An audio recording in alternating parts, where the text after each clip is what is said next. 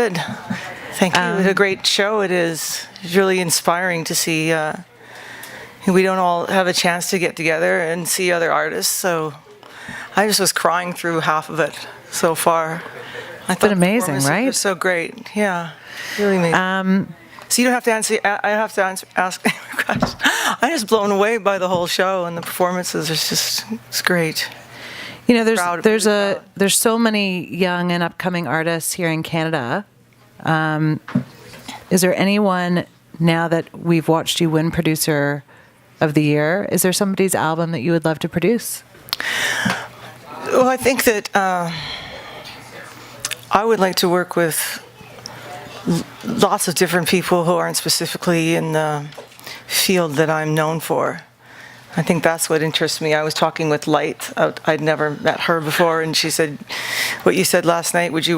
I would love to work with her." I loved Jessie Reyes. It was just amazing. Not necessarily work with them, but I think it's the musicians that I work with. I don't know, Kareem Riggins, who's playing drums. He works with Common, and a band called August Green. He's everybody that I work with is doing some other thing. I mean, I work with Stuart Duncan, who's in the bluegrass field, so I think it's interesting when we all come together as artists and do something unique, which I think I have.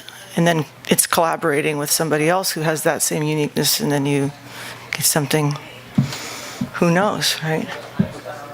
Rudy.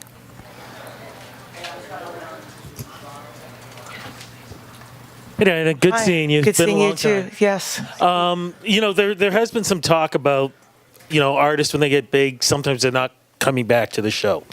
But you came back. You came back. Ask me.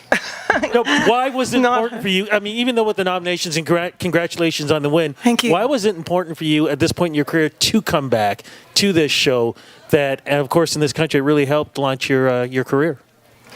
Oh, when I was sitting in the audience for the first until I was called to go backstage, everything just seeing everybody with their mom and dad, I thought immediately of my mom and dad, and then what they instilled in me, which was the courage to apply for Canadian Arts Council grants to go study with jazz pianists who didn't teach in a college, didn't teach at university, who trusted that I would honor the support that I was given and supplement it with solo piano gigs like La La Land and somewhere between there and Bridesmaids. I was in my Toyota Tercel playing every gig,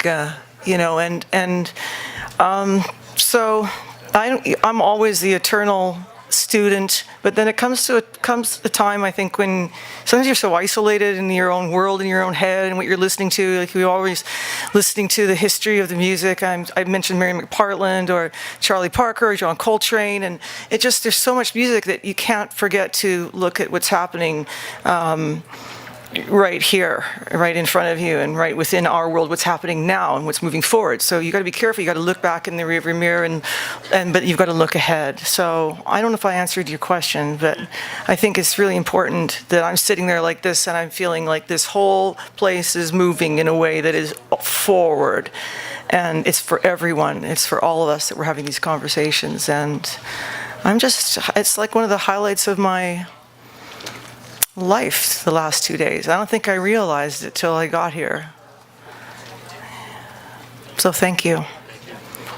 And I thank the other artists for just kind of going, whoa, and holy shit, there's Buffy St. Marie, and she's saying, and Jerry Cans, and people you'll say, okay, I'll check them out, but you really, to check people out when they're playing live music like this, it's just so inspiring for me. My thoughts don't stay in just a world of, and Bublé, who is just so wonderful. And that's the first time I've ever performed with him, and it really freaked me out because I'm used to hearing him sing. Everybody knows his voice. It's like wherever you go, and then to all of a sudden, I didn't know what key I was in. I didn't know I was playing the piano. I didn't know what I was. I was so excited that I got to play with him. He's such a strong person and voice. So I know I still feel like I'm like I said, but it comes to a point where you have to acknowledge all that you've experienced and accomplished, and not just look to mentors, but you have to be in that, not a mentor place, but just, do you know what I mean? Inspire as well.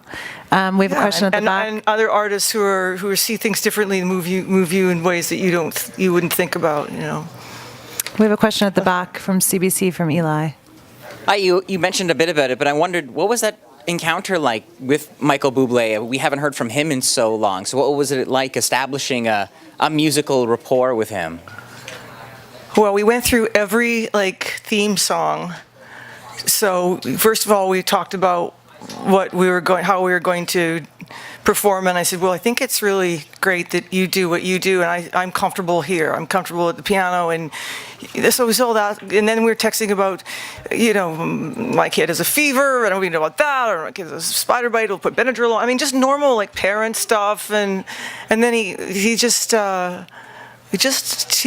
delightful, and we share such a common interest in respect for artists that we worked with before, because we've always worked with Tony Bennett, and I just think that it's nice to not think about it too much and let people. We just do what we did. I had no idea what happened. I didn't rehearse too much, so it just happens naturally. That's way. Thank you. We have one question here at the front. The mic is coming up. Oh, there we go. Thank you. Hi, there's the lights. Well, again, it's good. How are you? I love your jacket. Thank you.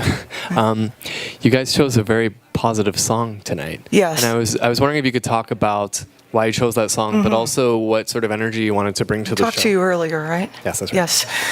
Well, I think what's really important is that I believe that these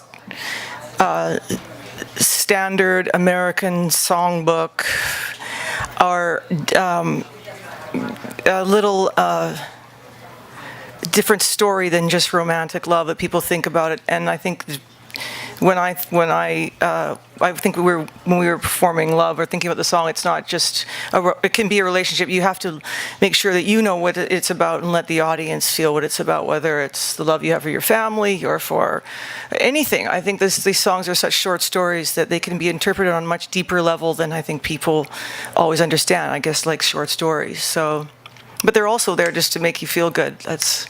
Well, you were talking about that earlier. That positivity to the show. This is the last question.